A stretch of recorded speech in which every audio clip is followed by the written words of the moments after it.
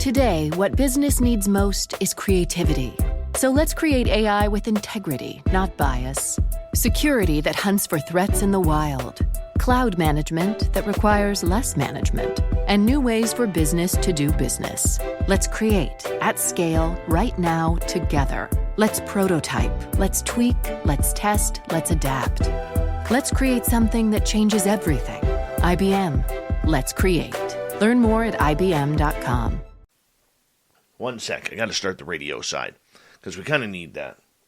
All right. Who else do we got here? Natalie in the UK. Good morning to you. Welcome to SOR Chat. Ufologist, good to see you. And who else is here? Well, there's Thin Lizzie Borden, everybody.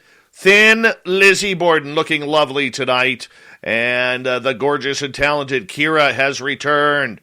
And who else is joining us here? Rui Gonsalves, how are you? Welcome to SOR Chat. I think this is like your third time here, all the way from Portugal. Welcome. And who else is here? Doug Ward, good to see you, my friend. And let's see who else is joining us here. We're scrolling.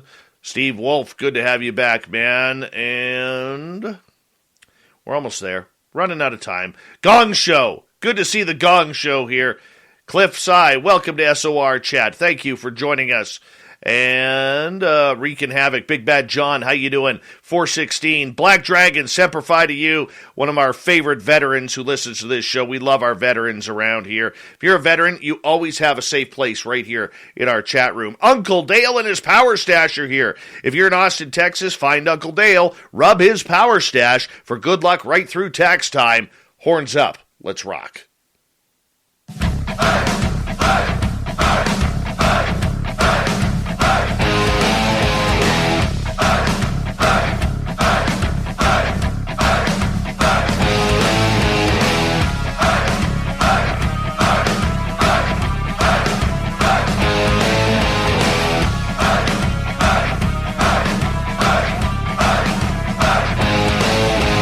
From the mountains of British Columbia to you listening around the world, this, my friends, is Spaced Out Radio.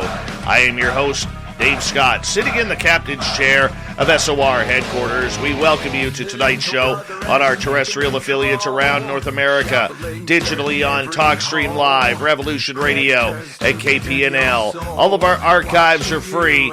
Join us at youtube.com/Spaced Out Radio. Do old Davey the favor, hit that subscribe button. You can follow us on Twitter at Spaced Out Radio, Instagram at Spaced Out Radio Show, and on TikTok at Spaced Out Radio. Our website, spacedoutradio.com. We have a plethora of features for you. Rock out to Bumblefoot. Read Shirky Poo's Newswire. Check out our swag as well. Tonight's show is brought to you by Chive Charities. Help make the world 10% happier by visiting Chive Charities today. You can find them on our website.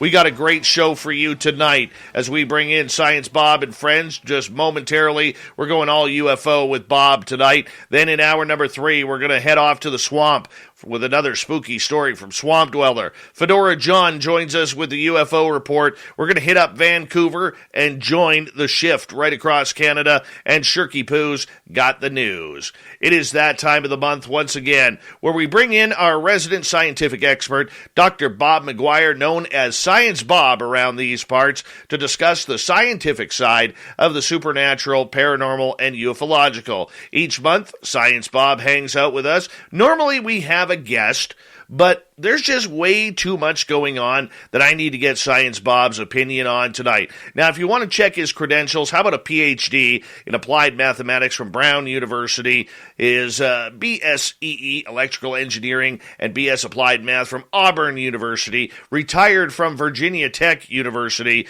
former spook. He's got 8 million satellites with his name on it up in space right now. Science Bob, always a pleasure to have you here, my friend. How are you? Oh, I love me some Spaced Out Radio. I know you do. Let's go. I know you do. And Bob, we are going to get very heavy into the subject tonight of UFOs because there is a lot going on. You know, it may be what we call a calm before the storm, but there is some weird stuff that has been going on that really, really needs to come to our attention. totally agree with you. New language in the Congress, even the middle of a war about UFO. Yeah, bunch of stuff going on. All right, Bob, let's start off with the conflict in the Ukraine here, okay? Now, there are reports, and I don't know how true they are, but there are reports that there are UFOs firing at Russian equipment. Now, not all of it, but it's mainly the machines and the artillery that were firing at a nuclear silo. Now, if we go into what people have told us, experiencers have told us, Bob, that the extraterrestrials up there watching over us will never ever allow us to get into a nuclear issue. Is this what we're seeing here, or are we seeing some sort of special human technology that is looking like lightning bolts falling from the sky onto the Russian military? I've seen the videos, and it is known that multiple countries in the world are working on directed energy weapons to replace exploding gunpowder, if you will, to propel a pellet. And the issue is it takes a lot of power to charge them, and I can't think of a way to do that doesn't involve putting a serious nuclear power plant in orbit, which, of course, if the story is true, and it's not, and the aliens don't want us to have nukes in orbit or nuclear power in orbit, I think that's. But I've seen some of the videos, and it looks like those thermobaric weapons that got popped either had a mechanical deal and blew up, or they got scorched by something.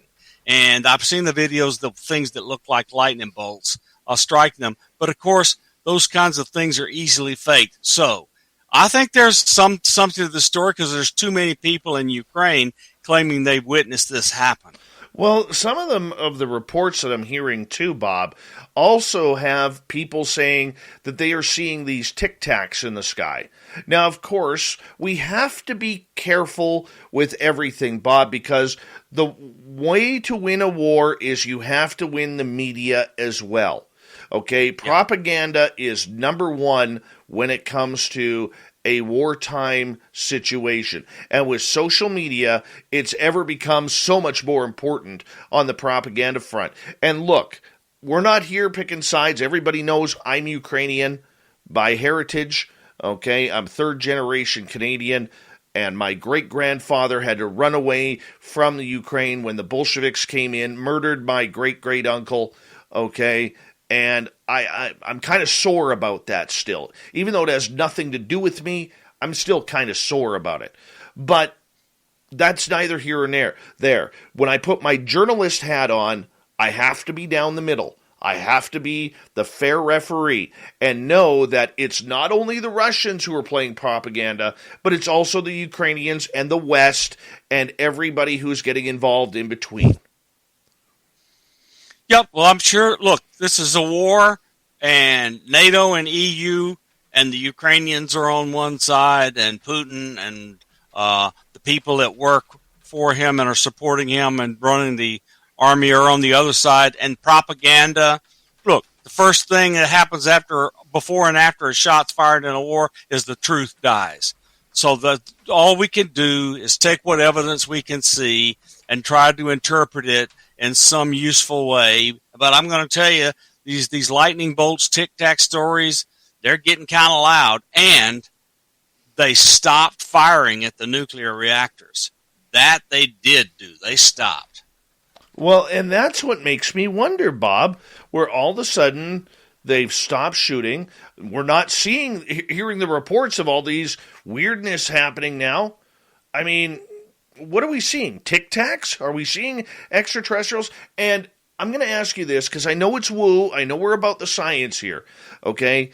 But is there a possibility that what people are seeing could potentially be extraterrestrial?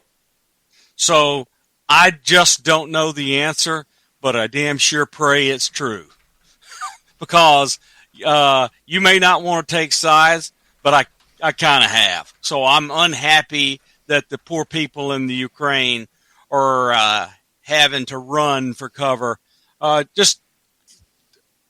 got really emotional this morning. I mean, really, really upset. I saw a video of these refugees walking down the road away from the bombing and the fighting. And there was this little 10-year-old boy. He had no one with him. But a phone number. He was walking. He was walking down the road crying, and it really, really got upsetting to me. So I'm upset. So, I hope the Tic Tacs are intervening to keep whatever's going on from messing up the nuclear reactors. All right, from the Ukraine, let's head over to Canada here for a second, because, Bob, I was working on a story for 2 years, and it finally came to fruition last week. Certainly did. When Canadian Member of Parliament out of the beautiful province of Manitoba, Larry Maguire, all of a sudden, out of nowhere, starts asking the Standing Committee on Natural Resources about UAP or drone sightings around Canadian nuclear energy facilities. He even brought up the fact that he has reports on 3 of these incidents that have happened recently over the years and wanted to know what we are doing about it. Look, Bob, it's no secret that in the United States you guys have a lot of cool toys to play with. But it's also very naive of us to think that what we are seeing in the sky is strictly human and human touched and made, with to the cheapest bidder, so to speak. But it's also extremely naive to think that it isn't happening north of the border as well. Well, so look, we had this massive tranche of UFO files that the Canadians claim, they haven't had a nuclear of a UFO program forever. And of course, now they're releasing lots of these files. Grant Cameron got some, others got them. I mean, it's clear the Canadians have been involved since Smith was involved back in the 50s and 60s.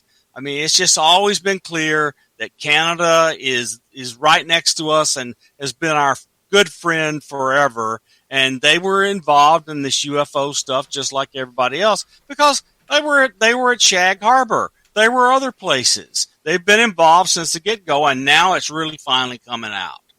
Well, this is what I'm very concerned about, Bob, because the Canadian media has not picked up this story. Outside of Daniel Otis, Victor Vigiani, what I have reported on Saga 960, where we broadcast out of Mississauga, Ontario, nobody has reported on this. And I am baffled. I was talking to Victor Vigiani a few hours ago before showtime, and we were talking about, okay, the media isn't picking this up. What do we need to do? What do we need to do? And I know what I'm doing tomorrow. I'm reaching out to MP Larry Maguire and his assistant because I want an interview. We need to talk about it. We need, as a medium, to get Maguire on record for us. And you need to get all Maguires on the record. Well, he's a Maguire. You're a McGuire. Yeah, I get it, but I'm poking fun at you. But look, I guarantee you that you're a journalist. You know that's the right thing to do. Call the guy and his staff up and poke him with a question and see if you can't get him on the record. No, very, very much so, and that is exactly what we need to be doing. Okay, we need to get him on the record. But how important is this to the United States government now that this has officially entered Canadian politics? Well, look, I believe that on this issue, given the past 70 years of history, that the Canadians have pretty much followed our lead on this subject. And that has always, I'm sure it seems to you, but it has always seemed to me strange that they have just always followed our lead.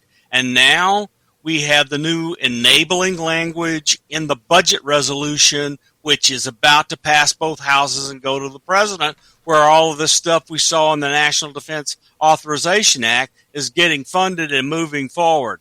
So it's just, and with a few more additions to cover up some things that they left out of the first round. I mean, it's kind of really interesting. And so I'm going to tell you, at the end of the day, the story will be Chris Mellon was brilliant in the way he got Congress to act, along with help externally and in the media by Lou Elizondo. And the Canadians seem to be walking in lockstep with us and are finally moving toward disclosure. And if we get the UK, it'll be amazing. Well, and this is exactly it.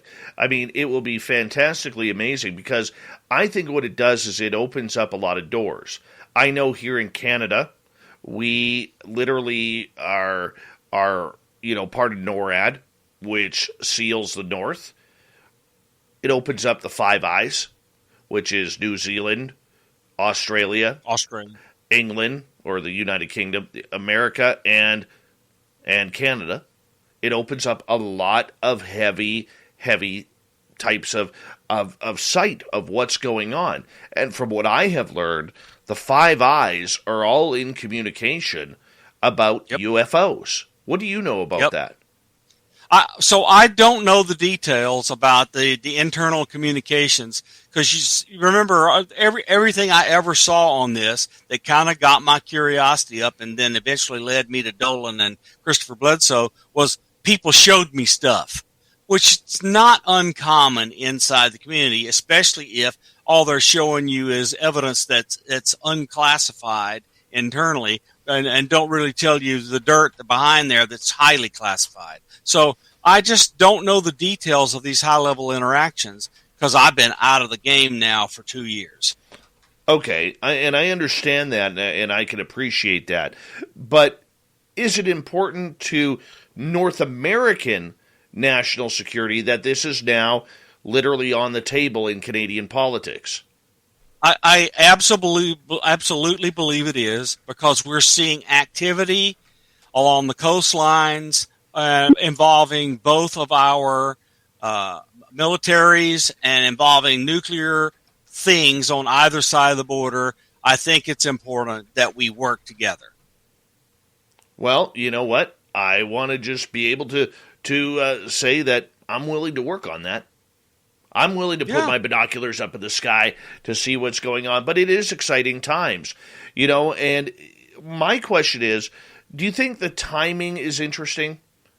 And the reason why I say that is recently it's that we've kind of been in a lull until Lou Elizondo, who we're going to get into next, has started all of a sudden going on a plethora of podcasts out there and radio shows and everything. And all of a sudden, it seems like we're ready for this uptick again. And now Canada gets involved. Well, the thing, so again, we have to recall the context. All the Western governments are totally consumed by preparing to face a new megalomaniac in a war. And still, the UFO stuff is moving with enabling language and multiple governments getting involved. I mean, our Ross Coulthard is talking about things going on in Australia, and we hear stuff in Canada, and Canada releases this tranche of documents, and it just seems strange that there's this forward momentum, even as we are totally preoccupied with a war. It's just something's going on, Dave, and we better keep our ear to the ground and our eyes open. For defense of North America, the fact that it is now brought out up here in Canada, Bob, that these they were called drones. We have to call them UAP since we don't know what they are. All right? That it is now happening at our nuclear facilities. Canada, for the record, does not have any nuclear weapons. It is a nuclear-free country since, I believe, the 1980s. I don't even think we've ever even had a nuclear weapon, to be honest. But we do have nuclear energy facilities. They're all based on the East Coast. And I'm curious, Bob, now that it is public that these are going over, we learned and we've known for a while that there has been tic tacs over nuclear weapons facilities in the U.S., but now that we know it's over Canada as well, how does that change the dynamic for people who are studying the natural resources or the nuclear facilities, trying to track what these things are doing? Okay, so again, Canada is a sovereign country. It's not the United States. In the United States, we have NNSA, which is the Nuclear Security Agency for our country, and Canada has its own deal. And so I don't know how all of that works. I'm just not familiar with how all of that works in Canada, but I assure you, they are deeply concerned that unknown flying things, which Christopher Mellon got on multiple shows and said his own personal interpretation is it's probably E.T. I mean, he said it on a video. And so this is the guy that's behind all the movement in the United States. In fact, I believe he actually sat down with Gillibrand's staff and actually helped write the NDAA. And he's saying he thinks it might be ET. Yeah, I think something's going on, and it's going on in spite of the war. Oh, I agree with you. There is something going on. I'm just wondering if we have to be looking at patterns. Patterns are what excites me. When you notice patterns. We do. Okay, so what would those patterns be now that we know, or even the American government knows, it's now happening in Canada at their nuclear facilities as well? Well, I think whatever the Americans were going to do or have been doing, they're already doing it, and they have been working with the Canadian military, the RCMP, and others that might be involved in dealing with things that are going on around these nuclear facilities. And because we are just really close allies, we have bickering fights every now and again, but in the big issues, we are really close allies. And the United States has not gone to war or without Canada by its side in a... Today, what business needs most is creativity. So let's create AI with integrity, not bias. Security that hunts for threats in the wild.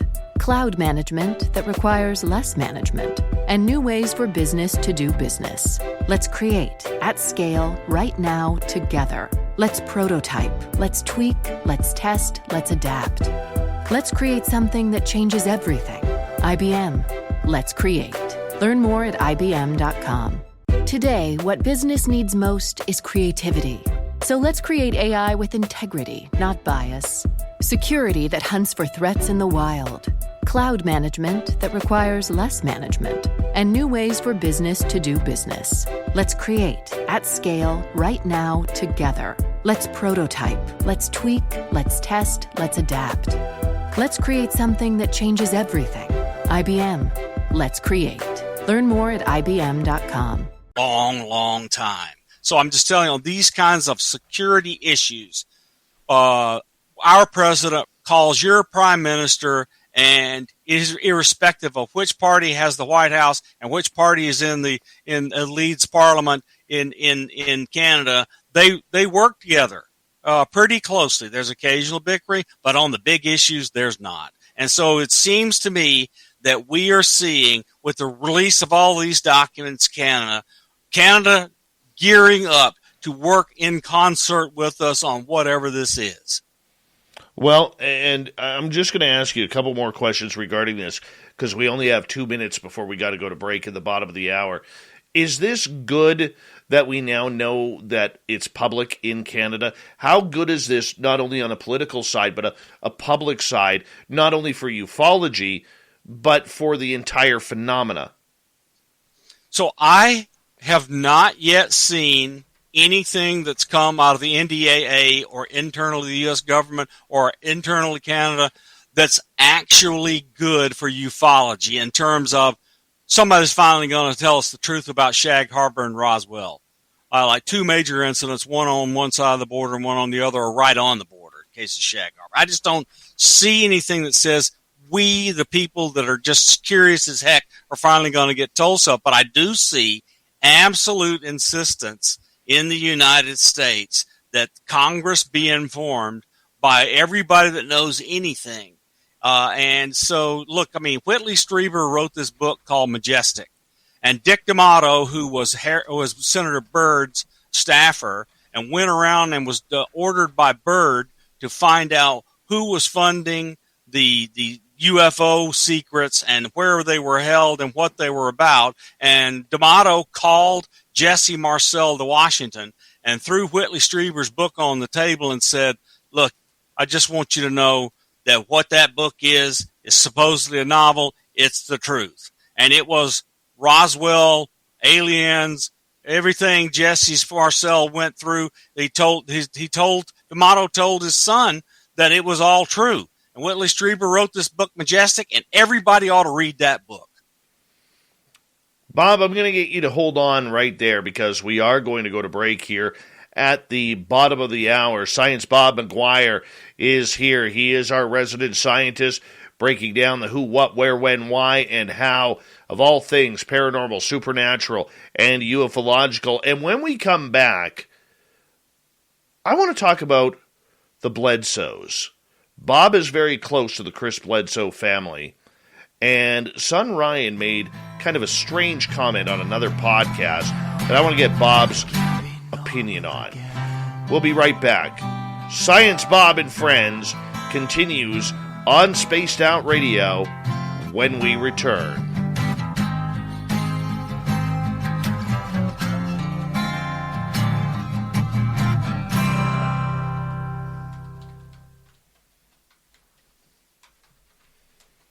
All right, Science Bob, we're clear. All right. Go take care of your buddy. Yeah, I'll be right back. You just hang out with the crowd. Yep. I'm gonna talk to him in chat.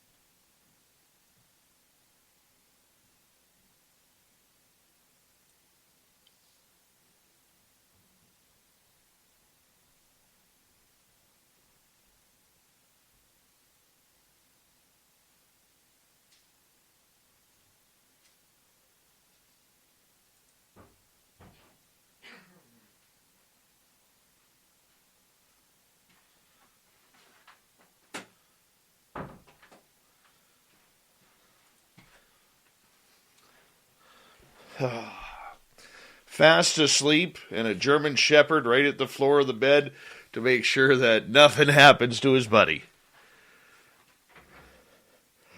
Oh, I love a dog. Oh, yeah.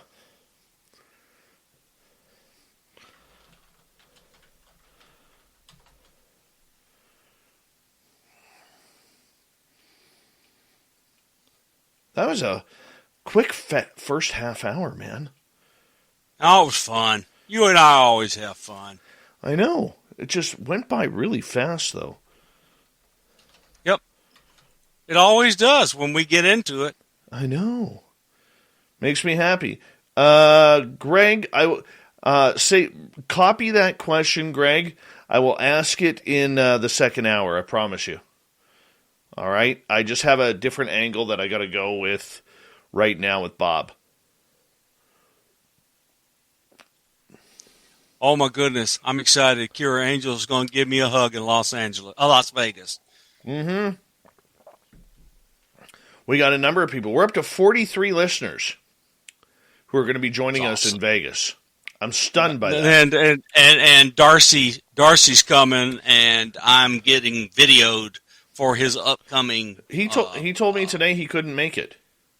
Oh, okay, great. Well, the last I heard was before today. He was trying to move things so he could come, but Darcy Ware and our friend Dave, they've got things cooking. Right. No, little Davey Altman is in the chat room somewhere. I know Davey's got to be here if the two of us are hanging out. Oh. Davey Altman, my man.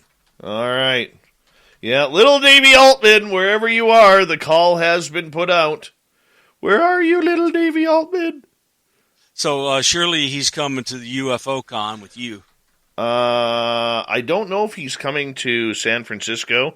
I did invite him to Las Vegas. He said he was going to check his schedule and see if he could make it. Las Vegas, April 22nd to 24th at the Golden Nugget. It's a free-for-all, and we are going to be hanging on out, or we're at number 44 with J.G. Hartwell. He's coming too. He booked today. And it is a free-for-all. We're all going to be hanging out, sharing some woo. We got a live show, a live 3-hour show in the Golden Nugget at one of the conference rooms. Lynn Wallington's going to run that. And we got some big people coming, man. Big people. I know. I've been told by a bunch of them. Yeah. You know what? Our lineup for guests who have been on this show is better than any conference you will go to this year. I totally agree. And you know what? Monday night, you ought to make another invitation. Oh, it'll be next year. Oh, to who? Monday. Who are you trading interviews with on Monday? Oh, yeah. Yeah, I know. I'm still debating. You gotta ask. Well, I don't want the thunder to be taken away, though. That's my only thing. No, I get it. No, I didn't say on air. Oh, yeah. I'm gonna bust chops in the background. Big thank you to Worsley, Linda, Cat Chaser, and Jeremy for the super chats. Here we go, everyone.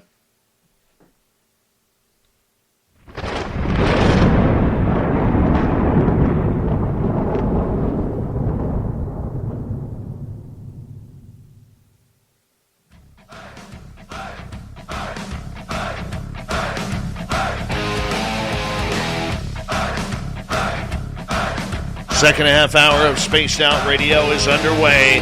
Good to have you with us.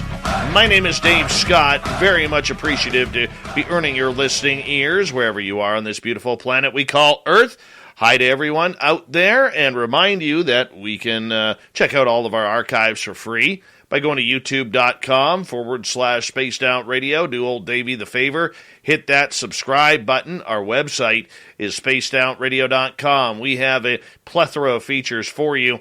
Rock out to Bumblefoot. Read up on Shirky Poo's Newswire. Check out our swag as well. Follow us on Twitter at Spaced Out Radio, Instagram at Spaced Out Radio Show, and on TikTok at Spaced Out Radio. We continue on with Science Bob and friends here tonight. Dr. Bob McGuire is with us as he comes in mid-month, each month, to talk about the who, what, where, when, why, and how. Nothing woo, even though I try and sneak it in. Dr. Bob McGuire, how you doing? Doing super duper. All right. I got to ask you, you were very close to the Bledsoe family. And for people who do not know the Bledsoe family, it all started with Chris Bledsoe a number of years ago where he had an encounter. 2007. Yeah. And it all started with major experiences and predictions and healing and everything. Now, I personally think and that he's the real deal. I know he's the real deal. But his son, Ryan, who's a very good young man, came out recently on a podcast where he made a little bit of a controversial statement, I think. And the gist of that is he has a tough time believing experience or stories and events that have happened to him because they are not similar to what his family has gone through. And therefore, because the stories are so much different than what he and the rest of the Bledsoes have experienced, that he doesn't put much faith into whether or not they are real or not. I found that very incredulous. I really did, So Bob. let me say first, I did not hear it, and I have never heard Ryan say that before, so I'm going to have to go listen. But if he said that, I'm with you. I'm incredulous because let me explain to you why. Chris and his family, from 2007 until 2011 or 12, whenever it was, the lady came. They went through hell, Dave. They really went through it. They were persecuted by local people. Chris was driven out of his church. It was really bad. I mean, he suffered terribly from rheumatoid arthritis and had to sell his business and get out. So they've been through it. And so given all of that experience, and I know Ryan to be a really gentle, compassionate, empathetic person, for him to say, I don't have empathy for others because I only believe our story, that seems out of character. So I'm going to have to go listen to it. But outside of that, I feel uncomfortable commenting on something I haven't heard. Okay. The only reason why I said that is it caught me off guard, Bob. And for that reason, I'm having a hard time believing it, just like you. And it was put all over UFO Twitter regarding this. And look, here's the one thing that I have learned about experiencers. Bob, your experiences are much different than mine, and we know you've had experiences. They're much different than the great people in our chat rooms or the great people who are listening with us tonight, wherever they may be. And for some reason, this phenomena has the ability to make sure that each and every one of us has something a little bit different than what everybody else does. For instance, a little one for me, everybody sees black triangles with the 3 dots. The black triangle I see has an entirely lit up undercarriage. Why is it different? Why can't I see what everyone else is seeing? Now I have to explain mine was different. And it just seems to roll that way at times, man. And is this just one of the mysteries that we have to put up with this phenomena?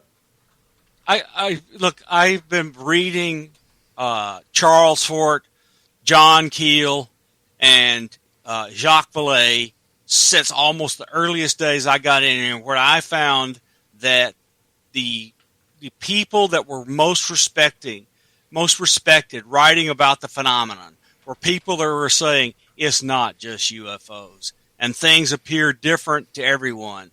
And then Jacques Vallée wrote Passport to Magonia, and he talks about fae, fairies, etc. And it's just the phenomenon is weird. It's kind of this interaction with our consciousness and I don't know what it's for, because even though I have seen things, felt things, and interacted with things, I have not received a message that I can remember.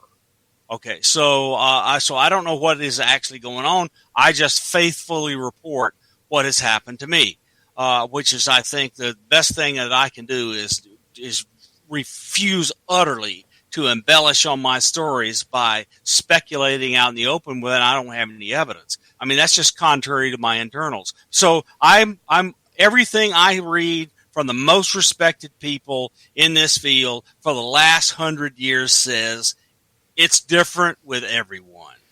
Bob, I'm going to read a transcript here because I just found it, from the Ryan Bledsoe quote here. So that way we have it right, okay? Good.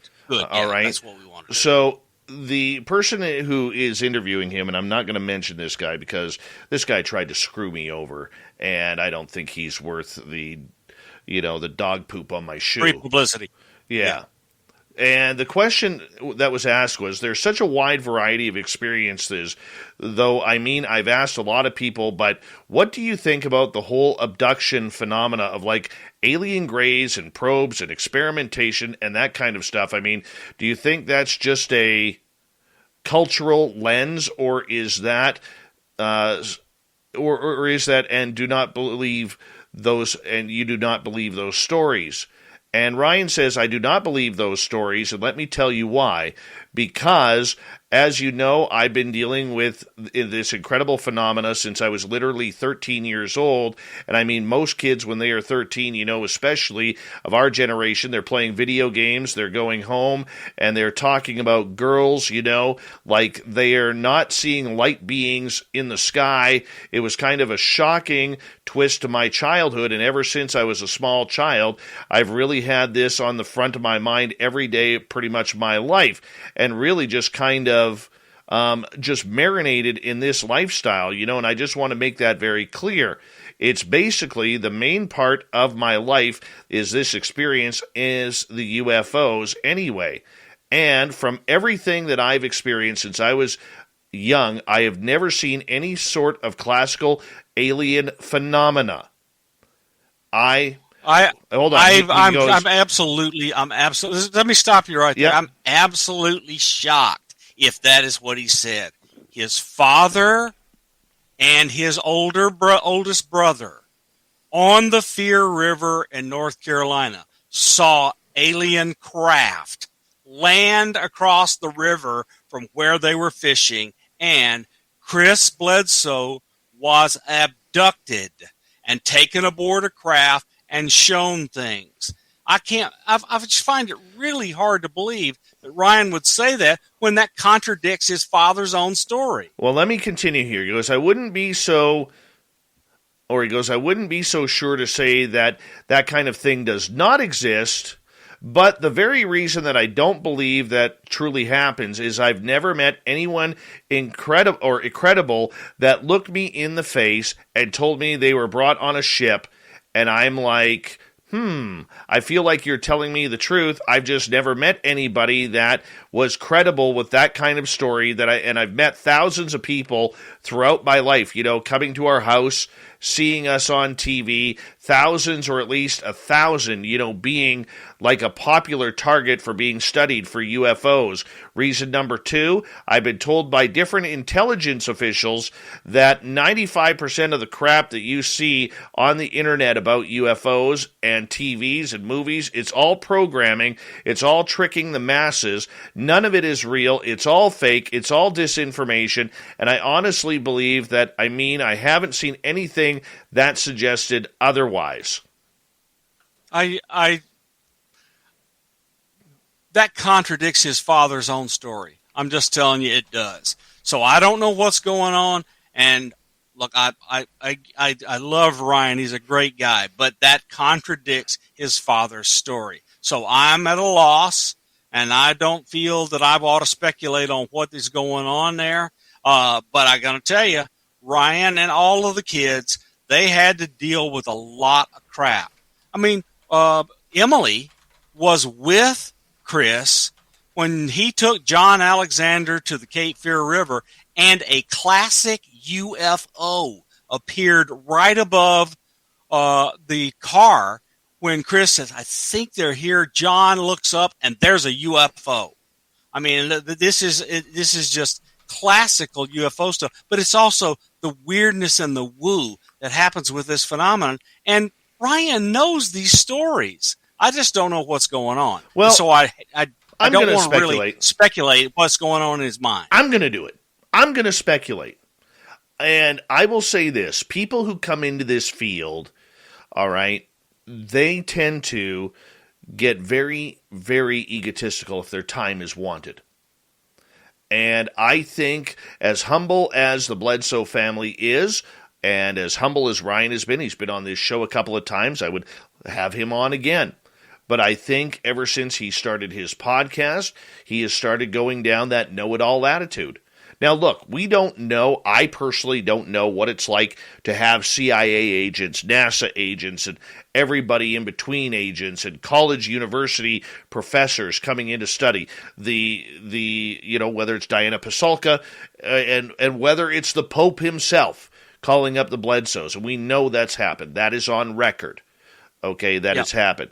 I don't know what that's like, but what I do know is you cannot put the phenomena in one small glass. The phenomena is everywhere. Everything is phenomena. And I love that word, phenomena, without an N on the end. Okay? And I think that because this is the family he comes from, I think there's a little bit of arrogance and in the popularity that is built up inside him a little bit. I don't mind saying that. Yes, it's a little controversial. Do I like Ryan? Yes, I do. Would I? This is a St. Jude moment. Ashton was a high-level athlete, and in an instant, your world flips. And your healthy 5-year-old competitive cheerleader has a brain tumor. And the physician was like, your best option is St. Jude. Receiving treatment that was life-saving for our child and knowing that that treatment would be of no cost to us was a huge weight lifted. Learn more at stjude.org. Today, what business needs most is creativity. So let's create AI with integrity, not bias. Security that hunts for threats in the wild. Cloud management that requires less management. And new ways for business to do business. Let's create, at scale, right now, together. Let's prototype, let's tweak, let's test, let's adapt. Let's create something that changes everything. IBM. Let's create. Learn more at IBM.com. Have him back on the show? 100%. But you can't sit there and say that you don't believe people who've been abducted by aliens, because I sure as hell would like to know what's gone on with me. I know I wasn't in my own world, making this up. I don't want this. Anybody who has ET issues does not want it. Maybe the peace. Look at Melinda Leslie and Samantha Mowett's life and stories that they've told. Who would willingly go through all that? Exactly. I don't know what's going on, and I'm just going. I don't know what he's thinking about. So, I mean, does that hurt what we were trying to solve?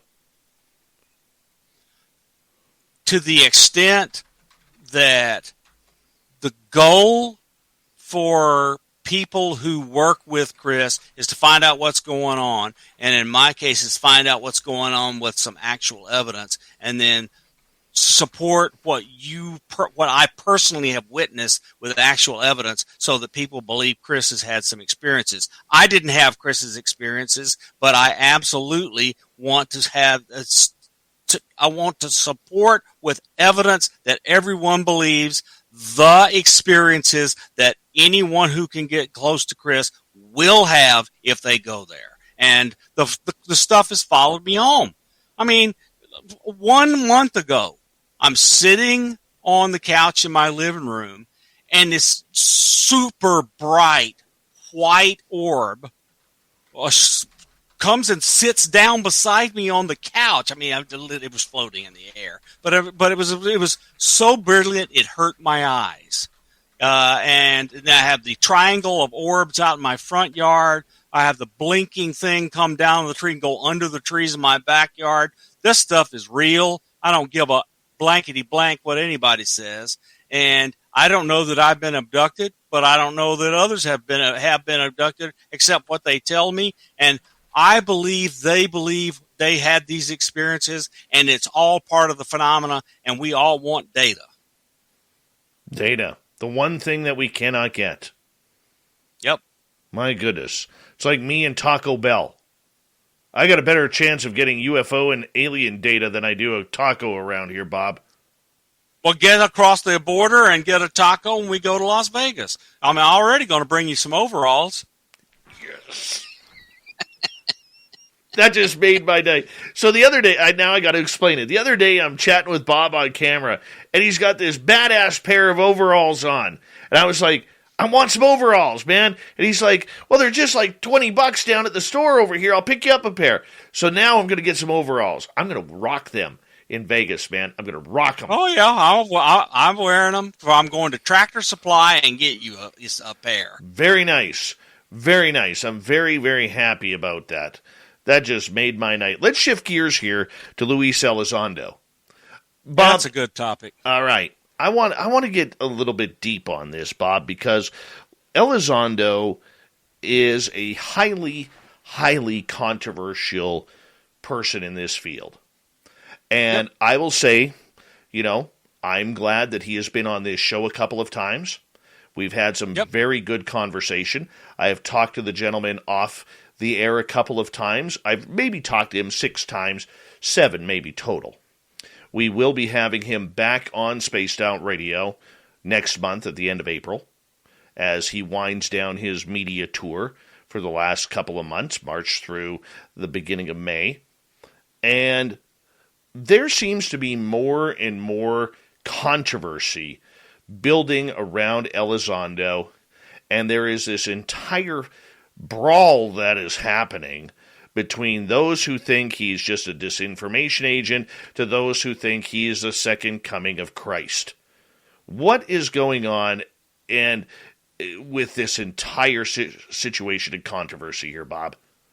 Okay, look at the entirety of UFO history, and it is just the same old tune being played over again.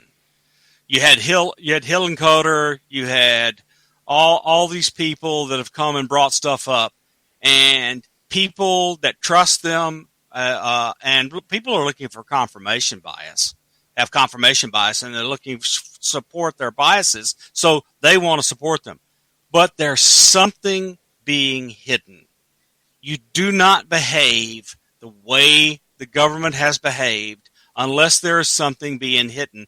And furthermore, whoever is in charge of the hiding is powerful enough to command vast forces that put out disinformation and trashing people if they don't want the story out. And I believe that Elizondo has taken on the role of being the lightning rod, the person that stirs the pot, and he is taking these slings and arrows for the good of us, so the story gets out. Mellon is the guy working behind the scenes, going up to Congress and helping people he used to work with in Congress write laws and things to get the story out, while Elizondo, who is a national hero, is going around stirring up the stuff and telling parts of the story and driving the people who want the stuff kept secret crazy inside, and they're going after him by putting crap out. I would agree with you on that. Okay, and the idea behind it is, I think this got very much stirred up as about a month ago the Who's Lou documentary came out. Some people say it is about time that some tough questions were asked. Others are saying it's a complete hit piece on Elizondo himself. Now, that's not really for today's discussion, because I think that bear has been beaten pretty hard over the last few weeks. But does Elizondo deserve the controversy that he is receiving, Bob? I think he fully expected it from the beginning. Fully expected it. And he went to Leslie Kean and Ralph Blumenthal and Helene Cooper, and he handed them a ton of evidence that says, I am who I say I am. You already know this is Chris Mellon.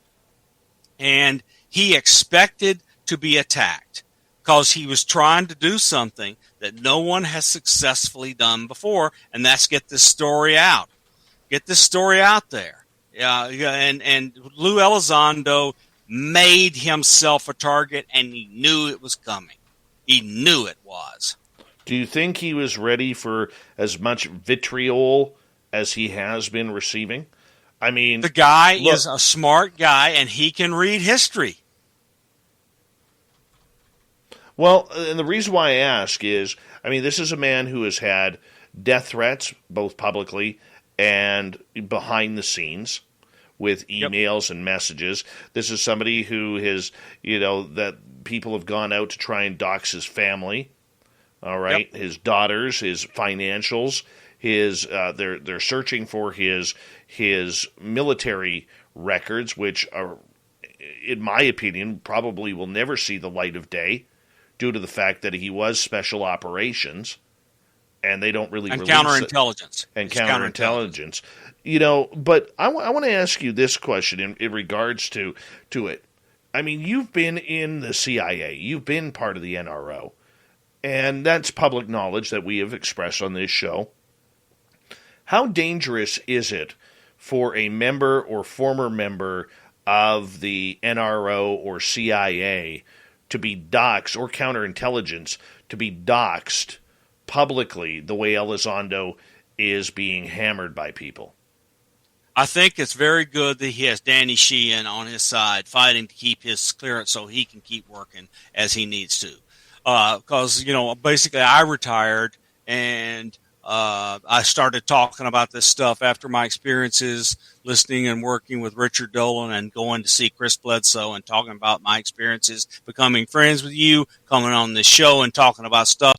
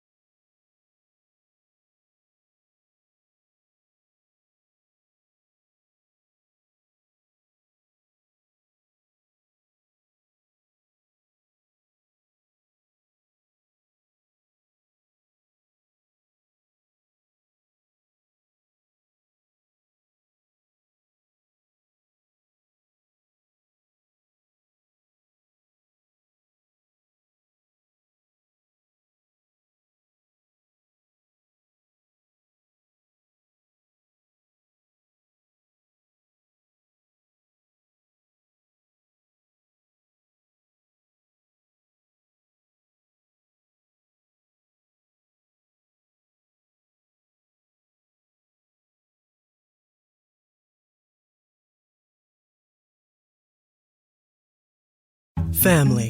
It looks a little different for everyone. For some, it's mom and dad. For others, roommates who feel like family.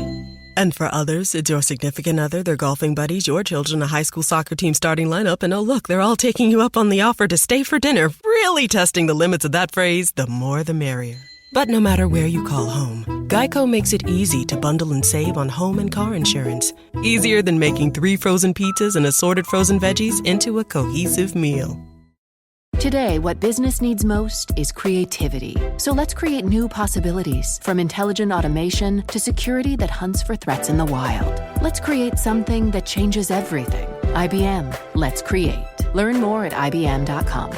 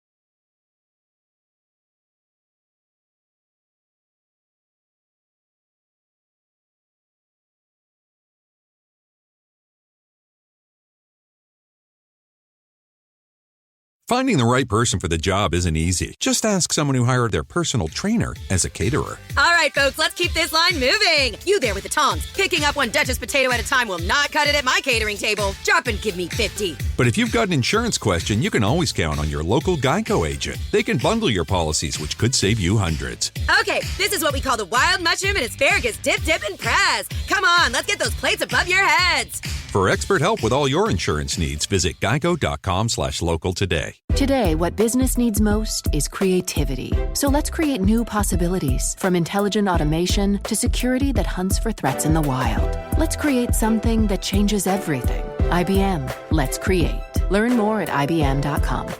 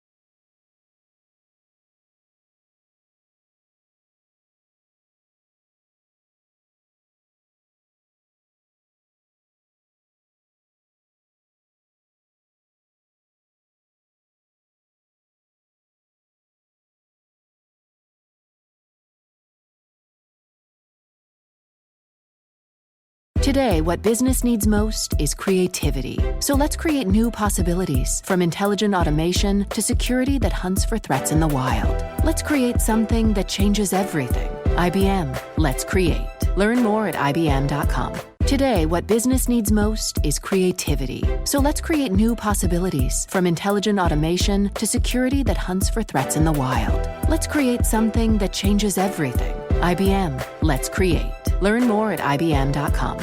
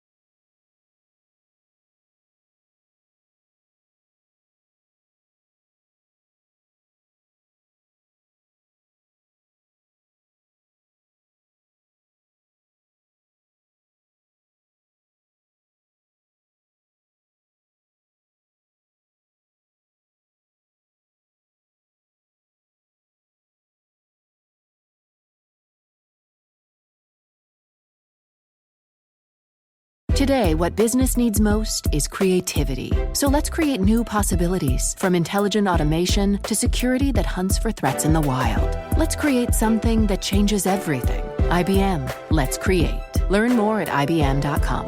Today, what business needs most is creativity. So let's create new possibilities, from intelligent automation to security that hunts for threats in the wild. Let's create something that changes everything. IBM. Let's create. Learn more at IBM.com.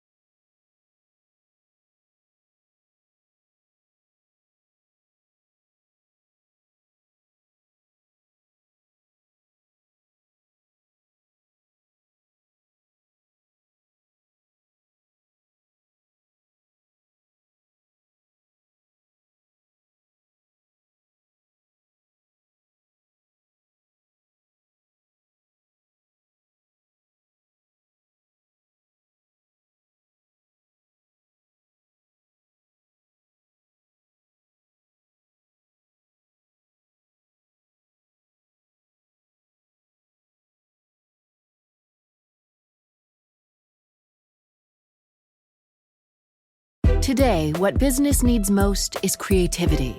So let's create AI with integrity, not bias. Security that hunts for threats in the wild. Cloud management that requires less management. And new ways for business to do business. Let's create, at scale, right now, together. Let's prototype, let's tweak, let's test, let's adapt. Let's create something that changes everything. IBM. Let's create. Learn more at IBM.com. Today, what business needs most is creativity. So let's create AI with integrity, not bias. Security that hunts for threats in the wild. Cloud management that requires less management. And new ways for business to do business. Let's create, at scale, right now, together. Let's prototype, let's tweak, let's test, let's adapt. Let's create something that changes everything. IBM. Let's create. Learn more at IBM.com.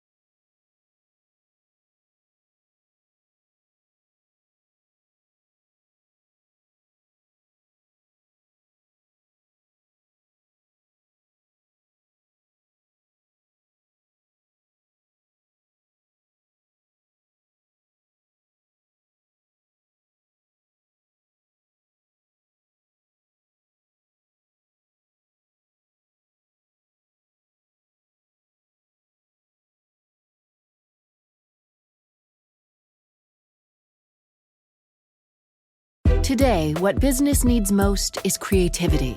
So let's create AI with integrity, not bias. Security that hunts for threats in the wild. Cloud management that requires less management. And new ways for business to do business. Let's create, at scale, right now, together. Let's prototype, let's tweak, let's test, let's adapt. Let's create something that changes everything. IBM. Let's create. Learn more at IBM.com. Today, what business needs most is creativity. So let's create AI with integrity, not bias. Security that hunts for threats in the wild.